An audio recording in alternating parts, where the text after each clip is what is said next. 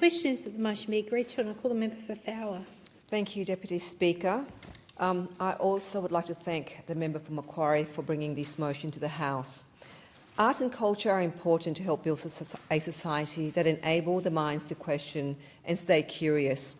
The arts encompass all aspects of the human condition, from how we eat to how we engage with each other to how we find meaning and value in life.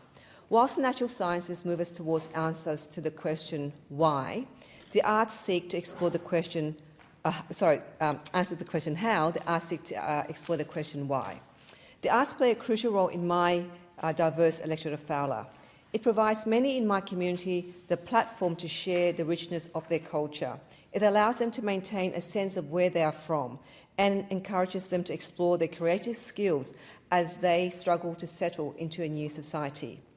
From the Serbian and Croatian folkloric dancing to the Vietnamese fan and hat dance, from the Arabic dabka line dancing to candombe at the Uruguayan club, Fowler is rich in cultural celebration, and celebrating our cultures of origin helps open connections between us all. I was pleased, therefore, two of Fowler's arts-based projects received the government four-year investment, namely Curious Works and Powerhouse Youth Theatre. Curious Works has been investing in and nurturing artists across multiple disciplines since 2005. They provide a space for artists to explore diversity and to see how ideas and identity intersect in our contemporary multicultural landscape. Powerhouse Youth Theatre in Fairfield is the only professional theatre company in Western Sydney. They provide a crucially important role in developing both the artists of the future as well as training the next generation of production and backstage staff, in particular providing a space to encourage culturally and linguistically diverse artists to express their own stories. They stand in the long tradition of allowing complex contemporary issues to be explored through drama and creative expression. For our young people in Fowler, many of whom have come from war-torn countries and who are seeking answers to the questions of who they are, this is a vital service. While I welcome the investment in these two important art providers, I want to acknowledge that this is not the end of the journey towards investments in the arts in Western Sydney. Our region faces unique challenges in terms of language barriers, accessibility and financial limitations. The government and the minister I urge the government and the minister not only to maintain investment in the arts in Western Sydney, but to look for areas where access to funding may be enhanced.